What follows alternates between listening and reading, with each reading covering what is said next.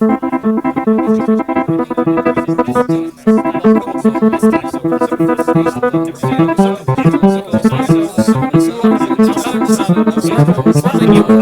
listening to Trysteropod episode 17.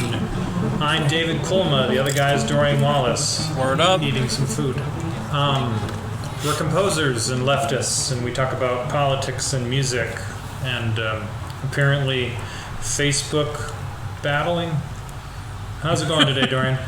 Oh, just eating some food right now. My wife and I announced officially yesterday that we're having a child, so that's kind of a late announcement, but that's fine. Yeah, Whatever. You're allowed to do it on your time. Mm-hmm. So that's happening. Yeah. Perfect timing. Mm-hmm. It's just a pandemic in the middle of race riots, protests, and an economic crash. Yeah. Well, under a neo-fascist presidency. What do those motherfuckers on Wall Street say? You buy low. Right. Yeah. From this point on, the baby, it's like every year after this, it's like, hey, at least it's not 2020. Right. Yeah. But yeah, so how are you doing this week? Well, I'm fine. I was getting my Jimmy Dore fill today. Okay. Not much going on here. Just slowly waiting for the having to grade things. It's the particular kind of gig economy of being a college professor still exists, unlike being like a music performer. Okay. So I get to grade people analyzing music. It's fine. Whatever. It's not exciting. Yeah. I've been really practicing improvisation again, something I haven't done in a long time. Yeah, you just had to do it. Yeah. Right? Yeah. So we have a friend and colleague of mine coming on soon. She's on a phone meeting right now, but Bonita Oliver is going to be joining us some point. But I've been improvising with her a lot lately, and it is deepening my own improvisational style. It's really interesting, and we can talk about this with her more in depth, but it's really interesting. She always sings in G minor or A minor. Good for you. You're lucky that's the case. Just so you know, Dorian plays in G minor a lot. Mm-hmm. So, anyway. Well, it's kind of weird. She always sings in two keys. That's strange. Yeah. How does that happen? Well, anyway. What makes it even deeper, she really only utilizes the pentatonic scale in those keys. Oh, okay. And it's really interesting because, she's, I'll say, more self-taught than I am. As in, she didn't even know that she sang in those keys until I told her. Yeah. But that being said, her musical depth is just so deep and so rich. And, she's also willing to use a lot of really interesting vocal timbres and all these cool things. But what we've been doing is she will read poetry, but she sings the poems. And I follow her, and that's the formula, but it is turning out really, really freaking cool. But that being said, I've been really digging back into the Nikolai Slonimsky scales and thesauruses. The thesaurus of scales and melodic patterns. Yeah. Is it melodic patterns? Yeah, melodic patterns. It's sitting on my shelf. Yeah. Well, so, for those of you that don't know, this is basically a giant book of breakdowns of 12-note, utilizing the 12-note musical pitch systems that we use in the West, and it just breaks it down in every possible conceivable like order and shape that you could think of. Yeah, if you were gonna write like arpeggios. Right. Yeah. Well, you know, it's like the jazz patterns book. Mm-hmm. Which one? Remember. It's called Jazz Patterns. I don't remember who wrote it. I've got that somewhere too. Okay. But the one that I just like, okay, so it's just like, okay, we'll do thirds. Da da da da da da. Okay, now do thirds interweave. So you just do the second third in reverse. So da da da da da da da da da da. Then there's one where you do the first one backwards. So it's be da da da whatever. Just one of them sounds like it literally is just the thing that they do in between stuff on All Things Considered, whatever. Ba da dee da ba da dee da be da dee da ba da dee da. And just like, okay. They're just like, yeah. I wonder which happened first. Probably that book. It's a good It's good. It's a good pattern. It just. Yeah. Well, so anyways, it's very cool to. Yeah. There are a lot crazier patterns in the Slanimsky book, yes. Yes, and there you're are. correct. It is melodic patterns. The Thoris of scales and melodic patterns. Yeah. But yeah, so it's just been really cool to like dive into these things again, and it's just already impacting sort of the way I'm looking at melody within a harmonic structure. So, it's like, all right, I'm going to actually pinpoint, like he's got the whole thing where he's got the principal tones of a tritone, and then he does the inter-infra notes associated. So he's doing, so C, then F, then D sharp, then E. Yep. Yeah. Mm-hmm. So, and then I'm sorry. And then you would next do that with over G sharp. So A, G sharp. Well, and it's really interesting, doing these improvisations with somebody like Bonita, where. Yes, what David just played. Yeah, so there's something about improvising with somebody like Bonita where we might be in G minor, but utilizing maybe the break-off note of a B natural, and so I start improvising something that's come out of B major, which doesn't technically align with G minor at all. Super cool chord. Super cool chord, right? Yeah. G minor and B major at the same time, yeah. Yeah. But it's just I don't know. It's just really freaking fun, dude. Well, what's fun about that is that each of the notes in a B major chord is a half step from one of the notes in G minor. So you're getting that nice Prokofiev Wolf theme. Right. Yeah, sure. Oh yeah, there you go. Well, one of those that I believe both chords are minor in that. Yeah. Because it's G minor, F sharp minor, da da da. Yeah, you're right. Okay. Yeah. Well, it's a little different. It's more like the Tarnhelm theme from. Behold the Sea Symphony. No. Well, there's that. But those chords are different. Yeah. Well, that would work.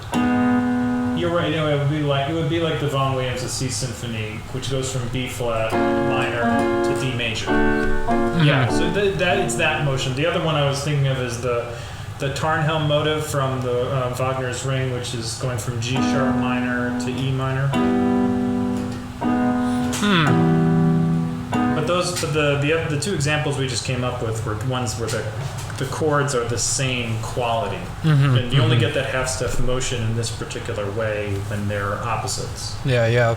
One's major, the other's minor. There you go, music theory for you. I do enjoy how you definitely speak like a theorist, and I definitely speak like a free improviser. And we're saying the same thing, and it's I don't know. I always love that. just hearing it's like, yes, what David's saying. The other part is that just keep in mind that I'm trying not to use the most complicated language for it. Could you? I'm interested. So what's happening is so we're doing the G minor to B major. So that's like we're taking a minor triad and we're mapping it onto itself through inversion and then transposing that up a third. Yeah, up a major third. So do you have any idea what the hell that means? Yes. Okay. So it's the most recent sort of the thing that's been happening for 30 years is this bullshit called Neo-Riemannian theory. And all it is you take a chord and you're measuring how you get from one chord to another, not by like how the notes move or by how the root moves, but you sort of spin it, sort of like if it's in like three-dimensional space is sort of a metaphor for it. So to make a major chord out of a minor chord, what you do is you map the G onto the D, and you map the D onto the G, and then what that does is to the B flat in the middle, it moves it to B natural. And so you're flipping the chord upside down. Okay. And that changes because it's a minor third going to a major third, and versus like the major and minor have different sizes between the fifth. Those are the outer two notes, everybody. And then you take that G major chord that results, and then you transpose it up. Actually, you transpose it up 4 half steps. So I shouldn't say a third. So, and then the thing you'll see so it's like what's it? It's an I.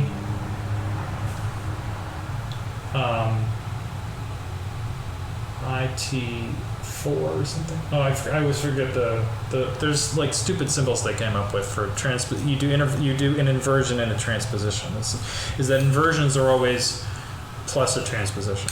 It has completely to do with math, and that just makes my brain want to hurt. So anyway, that's why I don't talk about it that way. Yeah. Because then I have to pull out the geometric proofs. Let there be an axiom that chords are 3 notes. Okay. So what the fuck is Neo-Riemannian? No, Riemann. So it's spelled Riemannian. What it means? So there's a guy named Hugo Riemann, who's a music theorist, musicologist at the end of the 19th century in Germany.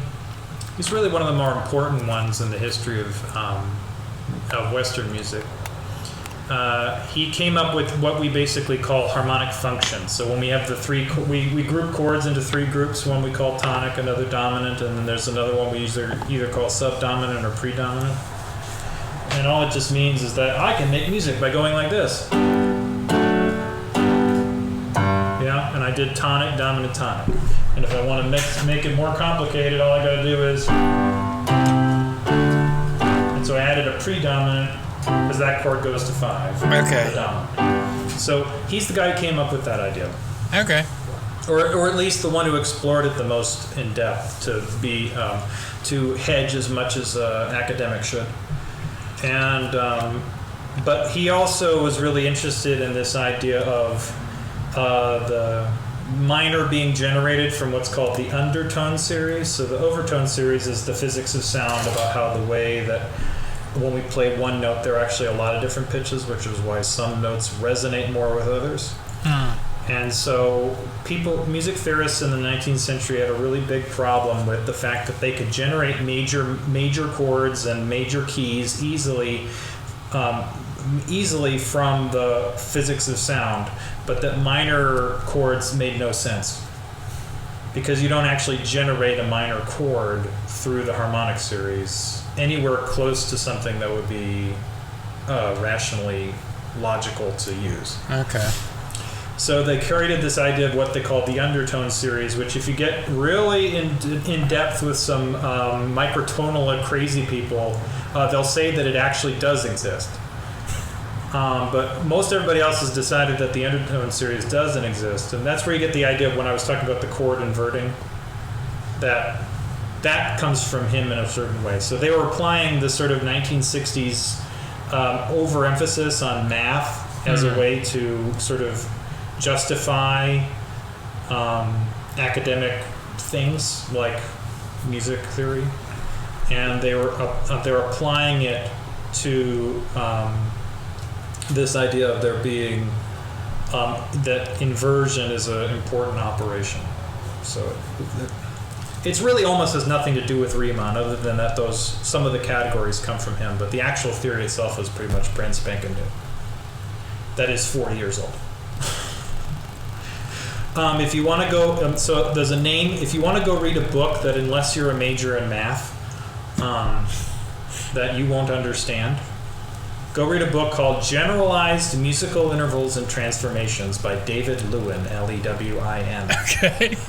And the first chapter's okay, just because he's sort of like an introduction. Everything else is just incomprehensible to a regular human. And I've severely dumbed this all down.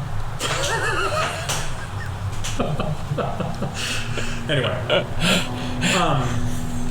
By and large, I mean, it creates some interesting results as a kind of tool to look at things. Okay. But I just think, generally, I think it's kind of just a load of baloney. Okay. Honestly. Okay. Dorian, the main purpose of it is to analyze procedures that you and I can understand very easily as a musician, but don't make sense with the kind of tonal theory that we can speak of, really, we have language for. So, like, the things that happen in the Slonimsky thesaurus are symmetrical operations, meaning they break up the octave evenly and then they add things to that relationship, right? So we're dividing an octave into 3 equal parts to make an augmented trite. We divide it into 4 equal parts to make a fully diminished 7th chord. And then we just add notes in between to make it interesting. But there are procedures like that in 19th century music that you can't explain with Roman numerals. Like Brahms will do a sequence where he goes through C major, A major, C major, A flat major, E major, and C major. He tends to do the other ones instead. He tends to do C, A, F sharp, and E flat, and back to C. And the problem is with tonal analysis, if you analyze it, you will never get back to C if you measure if each space in between is exactly the same. Like, it doesn't make sense in tonal theory to talk about symmetrical divisions of the octave. Yeah. So, I mean, it's very logical. It's just we can't explain it with the way we would say something's in G major. Right. So, I mean, it's something you can explain in 2 sentences, so why do I have to learn what the fuck mapping is if I can explain what's happening in 2 sentences? Well, because you need that fat academic music theory check. It's not necessarily the case. So Yeah, I know. Over the years, I've learned that the things that motivate music theorists are not the same thing that motivate most other people. They have an interest in mapping the universe of musical possibility rather than what humans do with it necessarily. I mean, they're interested in how those things overlap. But, like, when you talk to them, it's like, so imagine being a person who wants to be an academic and write about music in academic journals, right? So it's just about you're writing very specific things. Like, if you're a historian, it's like, okay, well, I'm going to get down to the nitty-gritty about this particular thing that happened, and there are these documents in this building somewhere, and I'm going to go read all of them, and I'm going to try to make sense of all of the complex things that were happening among the humans in 1860 when South Carolina seceded from the Union, and we can go read what they said because it's all in these documents, yeah?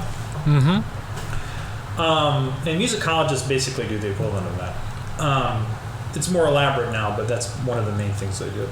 But music theorists, what they do is they say, oh, look at all these human documents about how human beings made music. let's think about this one particular way of doing something and say, well, what if we thought about that idea in the abstract by itself, this thing that happens for two measures? And let's think of all the possible ways that it could happen, and then let's go look at all these other pieces to see if any of those things happen.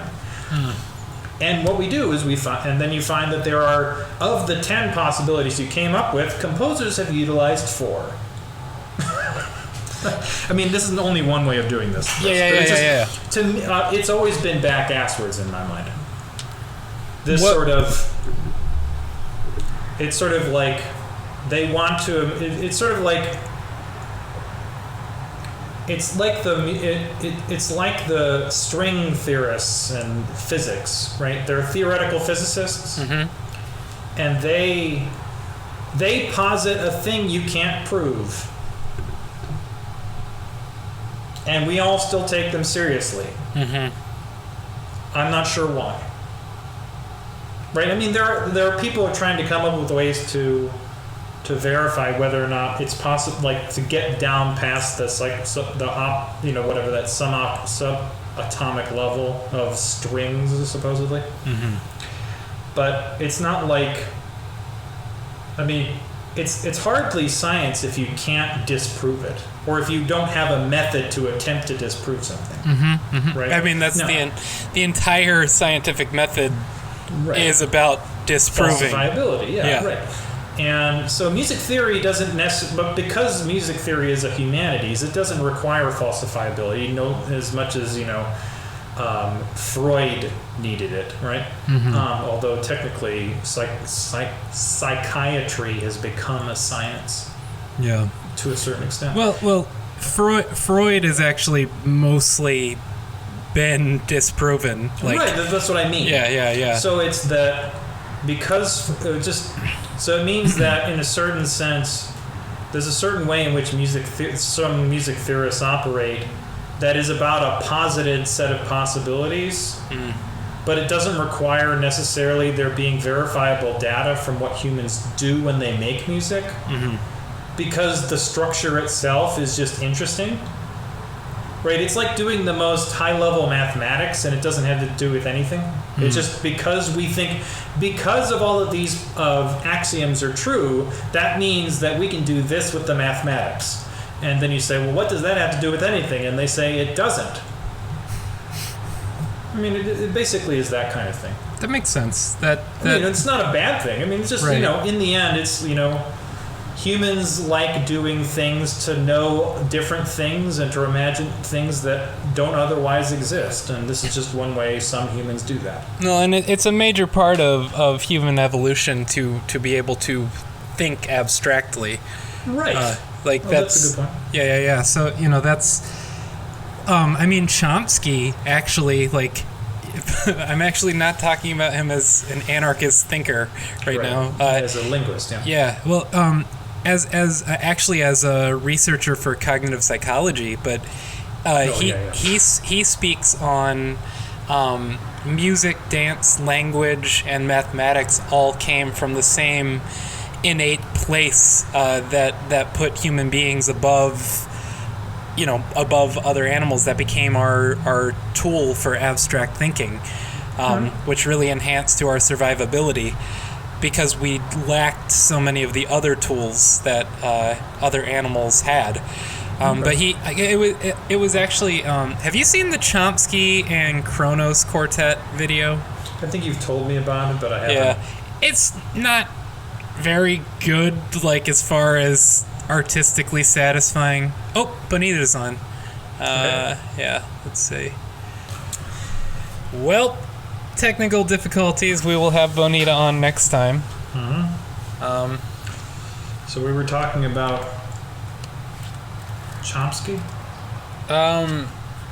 Yeah, Chomsky and just abstract thinking of human beings. Yeah, no, it was the Kronos quartet thing. Yeah. So yeah, he was asked the question about the relationship with music and language, and he goes into mathematics and music and language and dance all have similar innate human qualities. Yeah.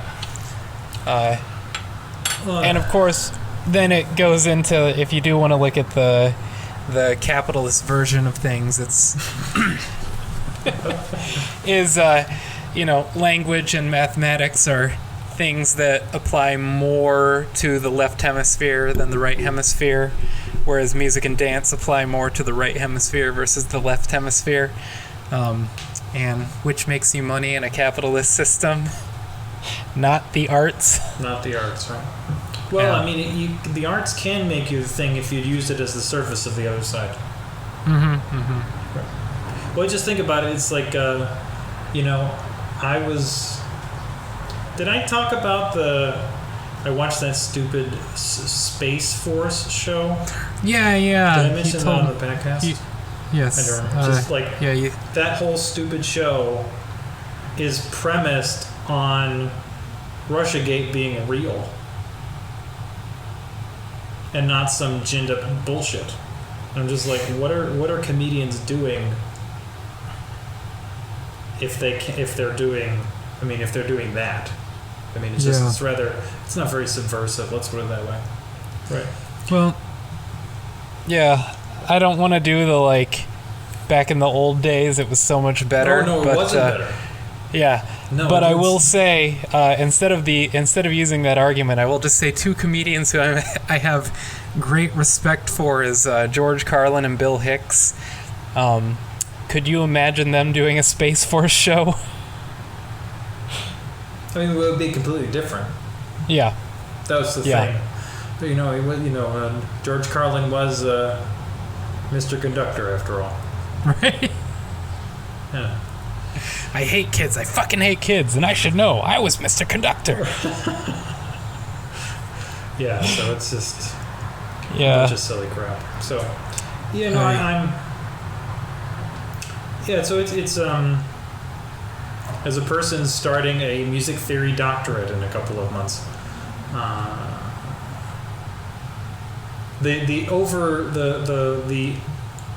the strenuous complexity of its language and its choices of things to think about give me pause. Let's put it that way. Mm-hmm. As I said, the thing I've been looking at most recently myself is French grand opera of the 19th century. So, which is all about politics, surprisingly enough. So, Dorian, did you know that an opera, basically the first grand opera, helped instigate the 1830 Belgian Revolution against the Netherlands? Say that one more time. Sorry, Sure. I was just making sure because Bonita is still on here. I just wanted to make sure. Right. I think she's just messing around at this point. She can do whatever she wants. Yeah. Is it that a grand opera, basically the first one, was instrumental in the start of the Belgian Revolution in 1830 against the Dutch. Yeah, it's called. I don't know how to say this title because it's in two languages. It's La Muette de Portici, which is basically the mute girl of Portici, an Italian city in Naples. And apparently that was a very popular opera, so they were performing it in the southern Netherlands there, what is now Belgium. And the people who were going to rise up against the king of the Netherlands, they chose a set of it was going to be like a 3-day patriotic celebration, and there was going to be this opera on the third night. And because there was this threat of rising up, they canceled everything except the opera. So a bunch of the people showed up at the opera, cheered at a particularly most of all these operas are about some grand political. There's lots of marching music, and it's about grand societal change. And it's about the opera itself is about political uprising. It just happens to fail at the end as Mount Vesuvius blows up. It's crazy opera. but they chose the a particular moment. They like put in it. During Act 5 they stopped the opera and then they marched out into the street, and that's when the revolution began. Wow. Yeah. So Belgium began because they decided because one of the starting events is a bunch of people showing up at an opera house, cheering when it was the right time, and then jeering it to a stop, and then marching outside and taking over the city. Wow. Yeah. It's just like, there were people outside, of course, demonstrating outside. So, Wow. But anyway, so it's unlikely that the next opera by John Adams is going to instigate a riot. I don't think. Though I don't see that happening, but I will say that during Death of Klinghoffer, I did walk through a lot of right-wing protesters, which was really funny. Well, yeah, that was all about the anti-Semitism. Mm-hmm. Which is kind of funny because as I was researching the opera stuff, there's another one of these big famous, and they're not famous for regular people. It's just historically famous. Is a different opera by so the composer of the first opera was named Daniel Aubert, A-U-B-E-R. The other guy named Fromental Halevi wrote something called La Juive, which is artfully, not really, translated as the Jewess. A Jewish woman is the main character. And so, I mean, it's not... I don't remember the exact story, but I'm sure it's full of anti-Semitic tropes. Yeah. It's a 19th century opera in France, which is... Just so you know, they were really racist in 19th century France. Oh, yeah. I mean, anti-Semitism, what was it? The Dufresne? The Dreyfus Affair? Dreyfus Affair, yes. Yeah. So I mean, that's late 19th century, but yeah. If you want to go back and research all your favorite French composers and see how terrible they are, go look up their opinions about the Dreyfus Affair. Debussy does not look good in that light. Yeah. For those of you who don't know about the Dreyfus Affair in the late 19th century, there was some killing that was that happened, and they wrongly blamed it on a Jewish man. And it's just, it ignited an entire social furor against Jews. I mean, it was the trial itself is comparable to the O.J. Simpson trial with national attention, right? But the social upheaval is similar to what's going on right now, right? With the amount of protests and fights and everything that's going on, and I believe didn't Dreyfus. He was imprisoned, released, and then imprisoned again. Yeah, I think all you're right about while that. being completely innocent the whole time. I mean, he was just this is the thing is, and they didn't figure out that the society and the news or whatever didn't figure out for a couple of years that he was innocent. Yeah, no, I mean, it's a black stain on French history. Well, let's put it that way. It's like the Central Park 5. Yeah. Is that the right number? Yes. Okay. Yeah, that kind What's of the thing. Central Park 5, David? Yeah. What is it? Oh. I'm joking. Oh, yeah. Oh, I'm assuming. Yeah. Right. But it's that kind of thing. Is that it's basically a society using a crime as an effort to gin up xenophobia and authoritarian actions. Mm-hmm. And the fun thing about all these things is that the populace of the country always says, "Damn right, we want that," and not, "Oh God, no, let not happen." It's, how many people agreed with Donald Trump when he put that huge one full-page ad in the New York Times in the 1980s that called for the death penalty against the Central Park Five, a group of innocent young men, to a woman, a white lady who was attacked. Right. Mm-hmm. Well, I mean, even in Central Park. Yeah. Oh God, I totally lost the thought. Shit. Sorry, keep talking. It'll come back. It's just one of those.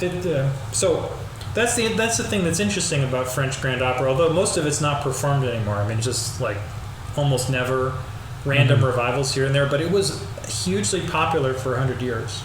Like the main, I mean, it's like it was like it's the equivalent of Star Wars movies, right? I mean, it's just like the only big entertainment that happened in France at all of that size was the Grand Opera in Paris.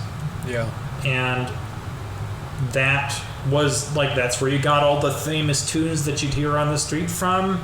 That's where all the the big storytelling that you would get. I mean, that was the big action movie, huge musical theater thing. I mean, it's Broadway and Hollywood all put together at the same time. Right. So, there we go. Star Wars the musical now on Broadway. But so it means that they've all got these larger than life storylines that are about people mixed up in gigantic political fracases, and it just so it ends up being rather political. They're good things to write essays about, like about politics, because they're also inherently political. Yeah. In a way that some later operas don't tend to be. But I mean, it's inherently political art form, just in the way that science fiction is, right? Star Wars movies are inherently political because you have to design political systems in your fictional universe for your characters to be in. Well, it's inherently political because it's about a war. Right. Well, yeah, exactly. Well, I mean, that's what I mean. Is like right. But you can write science fiction and such. You can make movies that aren't about war or don't take place during war. Although we only ever experience this fake peacetime we call not war because it's over there. I mean, only a tenth of our population experiences the wars that America is currently involved in. It's like a really small amount. So it's all going in one direction. That's in a way that, say, a rom-com isn't necessarily political. Right. Have you ever seen the show called You? You? Yeah. Y-O-U? No, I haven't. I think it's like probably an FX show or an A&E show. I don't remember, but it's on Netflix, and my wife and I watched it. It's about a serial killer named Joe.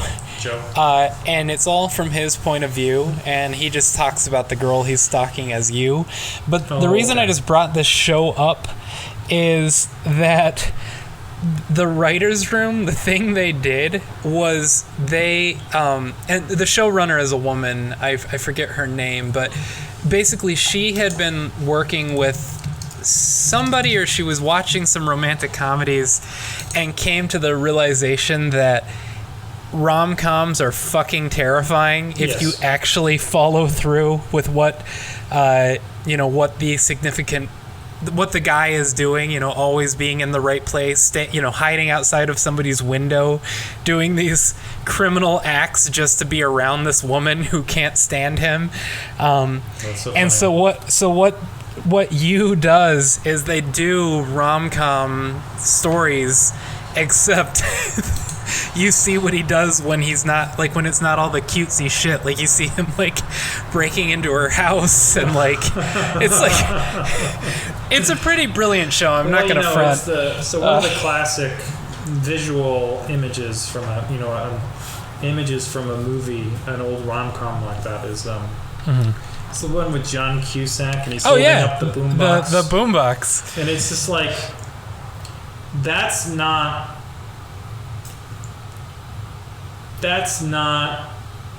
romantic. That's not cool. That's not a good thing. No. Yeah. No. Well, the thing the thing the show You does so well that's really just. Whenever they have the boy-girl like scenes, when you aren't seeing him being a horrifying sociopath, they're actually really cute scenes. You just have to remember how he got there, which is like sort of the beauty of the writing. So it's like Hannibal Lecter in a rom-com. Yes, it's exactly like that. That's disturbing. Well, and it's also, I don't know, like, I know the showrunner is a woman, and I believe a majority of the writers' room is women, so it is a female perspective, which adds, it makes it more accurate on how terrifying men can be. Well, that's true. It's not men assuming what we do is horrible, it's women going, yeah, this happened. It's like you can just sit and think about, like, so one of the major ways that people are socialized outside of their peer groups and their family is, movies and television.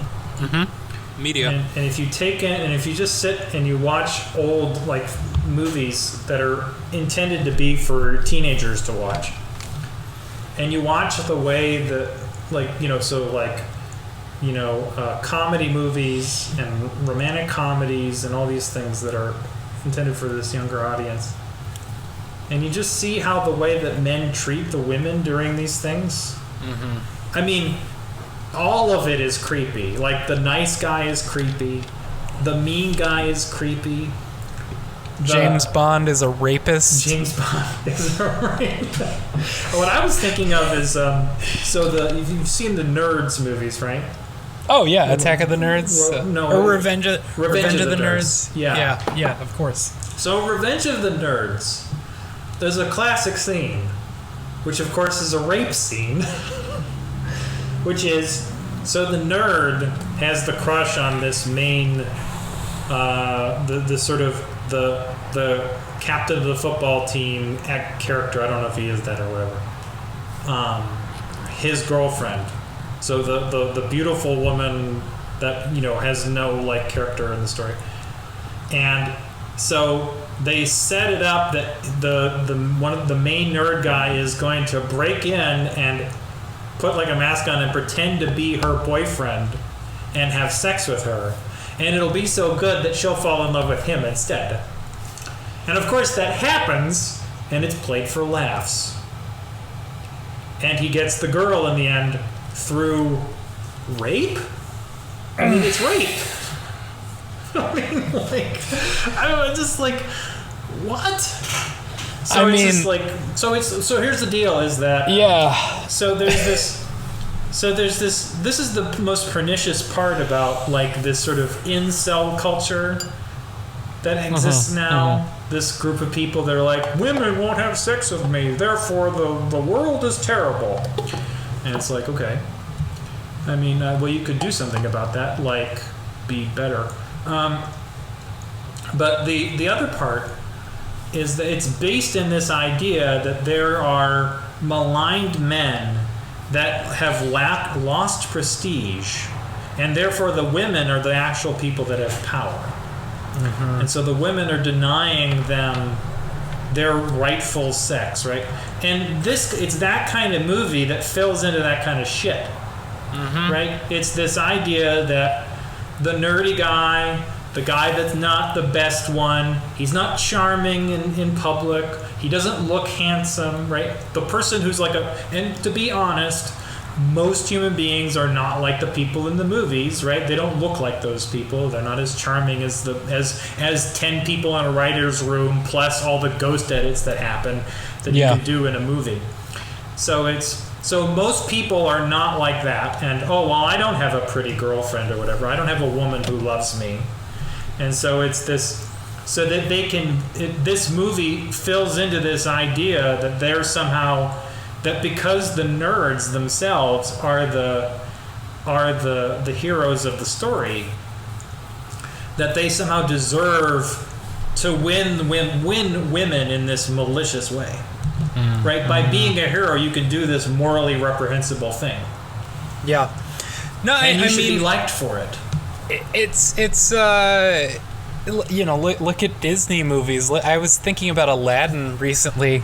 Yeah. And it's like, if you lie and, if you create an entire ruse and lie about having money and lie about who you are, and then if you get caught and you just say oops, you get the girl. Like, it works. Right. Like, that's it. Like, Right. there's no repercussions. Right. That's a good example.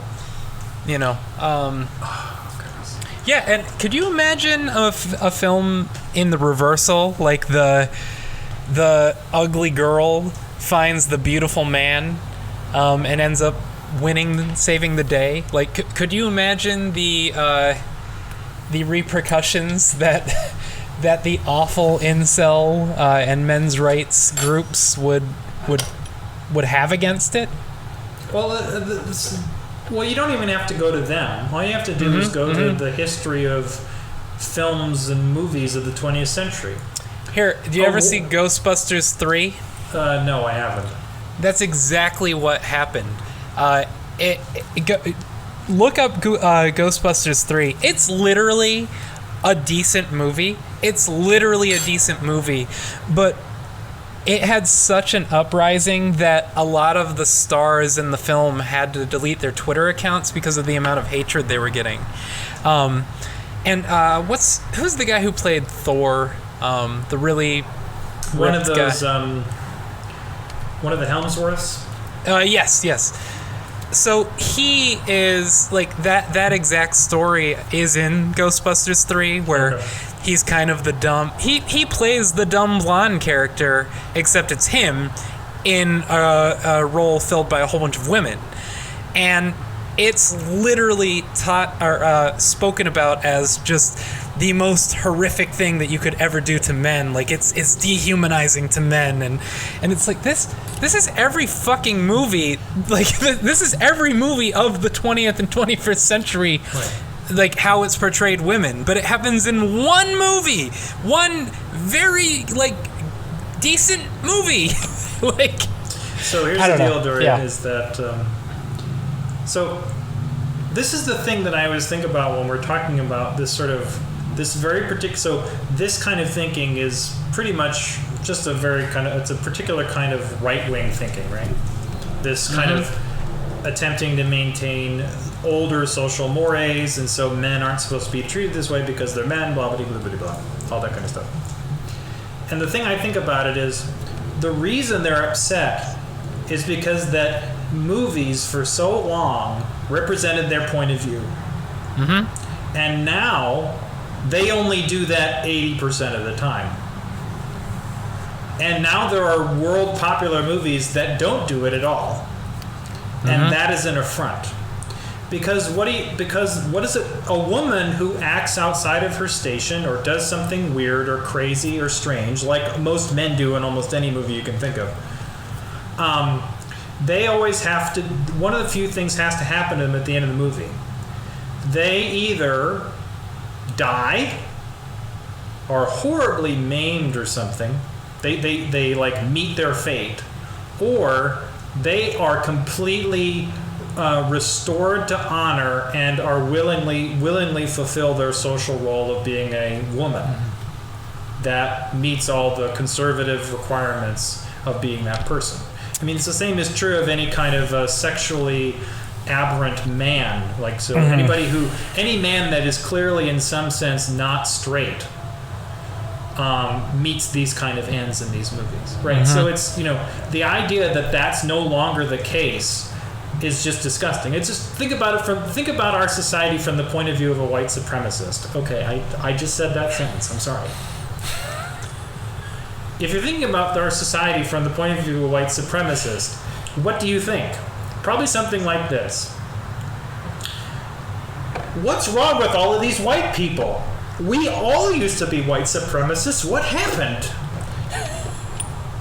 I mean, that's the crux. Is men are better than women. What's wrong with everybody else? They think this thing that women and men are equal in some sense. It must be a cultural Marxist postmodernist. Right, exactly. It's a plot. Yeah. That society has rolled over. Yeah. Right. I do have to get off of here, course, but right. just wanted to plug another podcast just if anybody wants to check it out, because they do a much better job at dissecting this very topic we're speaking on. But the Faculty of Horror, it's a feminist podcast where they analyze horror movies. There you go. One is a performance theorist and the other one is a sociologist, and they do some fucking stellar breakdowns on this exact, like, this thing that we are speaking about right now. Like, they actually, one of my favorite things they speak about, they're like, yeah, we like live in a really weird niche community, because like we're like hardcore feminists, but we also love slasher movies, and we have to explain to our feminist friends like why we love these movies. And so they take on like the Friday the 13th franchise. They do an analysis of the whole film from the perspective that these movies all existed during the Reagan era, and why they have the social structures within the films, like why it is this way, and why you actually cheer on the villain. It's like, who dies? The whore, the slut, the stoner, like the black person. Like, these are the people who do not make it in the Friday the 13th franchise. The idea is that the villain is somehow like the unconsidered id of a conservative America. Well, and in fact, Friday the 13th, the villain in the first one is actually the mother of Jason, who's a conservative-looking white woman wearing a sweater. Oh, okay. There you go. And the reason she goes on her killing spree is because the kids were the camp counselors were having sex and smoking pot. That sounds like an episode of Scooby-Doo gone wrong. Oh yeah. Which also, on a total side note, they did an episode of Robot Chicken where it was Scooby-Doo as if Jason was the monster. There you go. Right. That was fucking brilliant. Well, it's just sort of like, you get to the ones, Mr. Wilson, Yeah. why would you do all those damn kids, it's like, yeah. So it's basically that. Yeah. But yeah, anyways, Faculty of Horror does a much more thorough job of dissecting this very thing we're speaking about. Because that's their job. Yeah. We make music. Yeah. Yeah. All right, y'all. Well, thank you all again. This is Trysteropod. We are going to figure out how to get Bonita on here. She's got a lot of really, really cool-ass perspectives. Just very deep thinker, amazing musician. Sorry we couldn't have her on today, but that's the whole thing with Trysteropod, is it is so laid back because we are basically talking on the phone. Oh, but yeah. not. No, I'm sure the people who do listen for the production values, which are just south of terrible. Yeah, exactly. Right. All right. But yeah, thank you all again. See you next time.